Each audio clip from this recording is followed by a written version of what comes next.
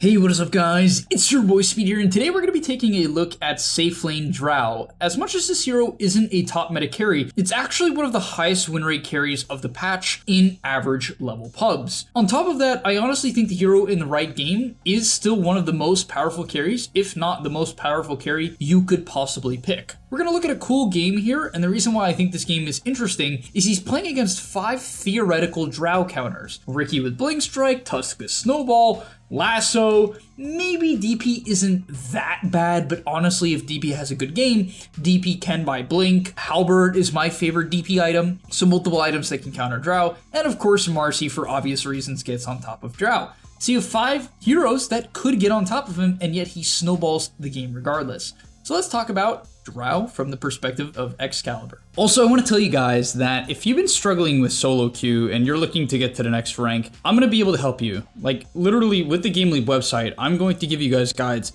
that are going to make it unbelievably clear on what you need to do. So if you've been stuck in the solo queue grind, you don't know what to do, and you want to become absolutely broken, but like actually you want to become much better at Dota, and you want to take it more seriously, the gameleap website is going to help you do that. So click the link down below. I'm going to help you get to the next rank, and I'll see you there. So in terms of his starting items, I actually really like this build as the courier dies. No. But in terms of his starting items, I really like this build because the key thing for DROW for me is the level 1 pressure. If you don't put level 1 pressure, the lane will be bad because your hero falls off.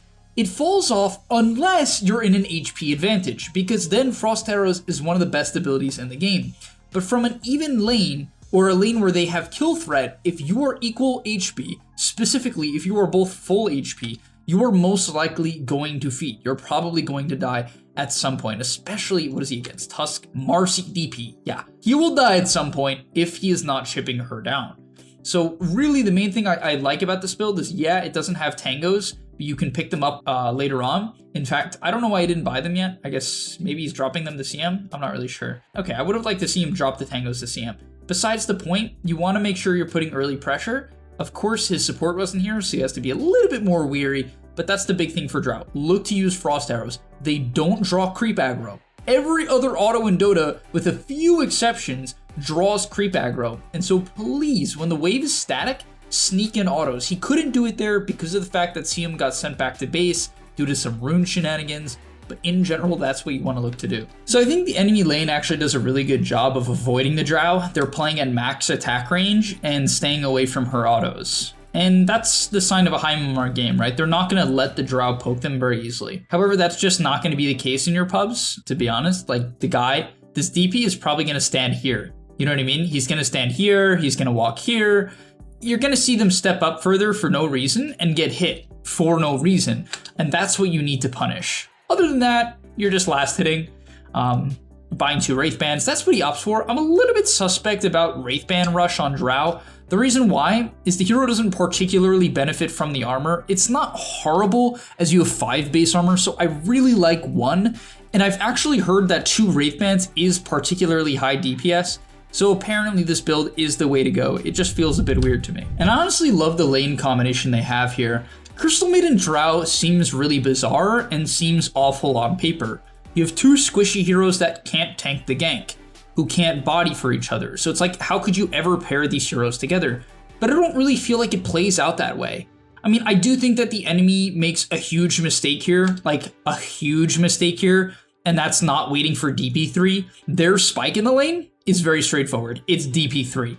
They could have waited for it, they didn't, and they get punished really hard for it here, but I actually like this play from Excalibur. Whether or not this is intentional, I'm not 100% sure, but either way, this is a great play. He's 3, which is a huge spike on DROW. It's a massive, what is it, a 250% increase on the movement speed slow, and a doubling on the bonus damage. So DROW heavily spikes at 3, so does DP, but she's not there yet. CM is also a menace at level 2, didn't go for the Frostbite. A little bit weird on the skill build. I mean, this ability got hard buffed at level 2 to be fair, so I get it. I just feel like with DROW, he should have taken Frostbite. Besides the point, you potentially have some of the highest kill threat in the game, especially if CM went for the other build. But yeah, he puts on the aggression right away. He hits 3, he kind of baits them to go, and as a result, they get a double kill, and The DP commits TP, and that is the end of the laning stage right there. It goes from a lane that DROW easily can lose to a lane he can win off one major, okay, two. The DP definitely shouldn't have tried to TP. That was a horrible play. But, because even if she makes it out, it's probably not worth it. Moving on from that point, yeah, he does a great job of pushing his spike and understanding the CM strength as well. From there, he takes a point in Gust, which I think is great for this lane in particular. In general, I really hate Gust at level 4. If you don't have to take it, I don't think it's good. But, of course, in this lane, it's really great. If you see the Marcy coming, you can Gust her. If you see her coming to approach you, you're going to Gust her, right? You're going to push her away. And it's a nice matchup in that regard. From there, based on the fact that he's snowballing, he buys Gloves of Haste. I think in general, this is a risky idea, and DROW should often buy boots so she can't just get run down from full HP, and so she can kite in and out. Due to the fact that he's stomping the lane, I respect his decision to buy Gloves of Haste and play for aggression rather than keeping the option open of disengaging. Even going for Band of Elven Skin next, so completely doubling down on his ability to poke CS and even get kills. So from here, best case scenario for DROW is that she gets to sit in her lane. This is not really a reality in a lot of games. I even think it's extremely risky for him to make this play. Not now. Like, situationally, I think this is correct, and I think in this exact situation, it is correct for him to stay top. I would even like to see them try to kill the DP. Okay, CM TP's out. Yeah, I don't like that TP from CM. I think that's a horrible TP. She could have threaded the DP. That's a big mistake. I really don't like when 5 players like late TP like this. I think it's really bad. Even if she is to kill the Riki, which... Oh, she didn't. Oh my gosh, she just fed. Even if she was to kill the Riki, she could have just kicked the DP completely out of lane, which is way better. Like, way, way, way better. Because the Riki is not farming, right? So you don't really need... Killing him does way less than even just pressuring out the DP or killing her. Getting back to the point, though, I really like what he does this game, which is threaten the DP. Once again, not really an option in most games as DROW. For instance, if this Batrider comes to his lane as a level 7 Batrider and the DP is the same level as the DROW, you're gonna die. There's an 100% chance you're gonna die. As he gets a slight bit of vision of the bat here, he immediately runs into the trees and hides. Sees an opportunity to come clean up here. I think this is really gonna work out. That's an awesome rotation. Shifts over and gets a double. Never initiate something as DROW. I mean, yeah, there are times to, but practically never initiate. And I really like how Excalibur's playing. The only reason he can stay top is he had vision of the Batrider bottom, who's his main threat this game. The DP is really underfarmed, and he does have heroes that can respond to the ganks. So don't do this most games. Most games, honestly, you should just be hitting neutral creeps once you hit level 6. Like, it's way too risky to go back to the lane. Only time you go back to the lane is when the enemy offlaner shoves it under your tower. You can try, if the matchup is okay, to farm it under tower. That is the only exception. As we head into the jungle now, he's going to pick up a couple clarities, max out the E, back into the Q. Not really looking to rotate too much. You definitely can with Dragonlance.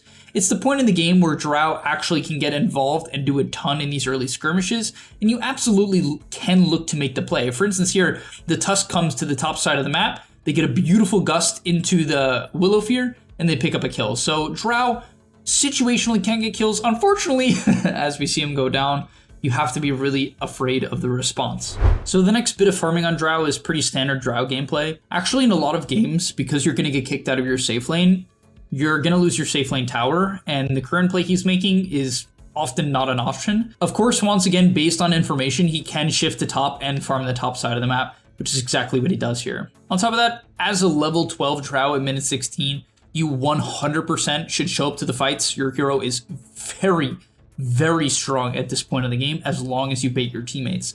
Once again, never go in first, don't lead the ganks, just clean up and you're going to carry the fights, as we see here. From there, he's going to get mid tower, and after that, do they look to Roche? No. I like this play, right? I think a lot of the time people have the wrong idea, which is like, oh, we want a team fight, right? We just got their mid tower, let's push up.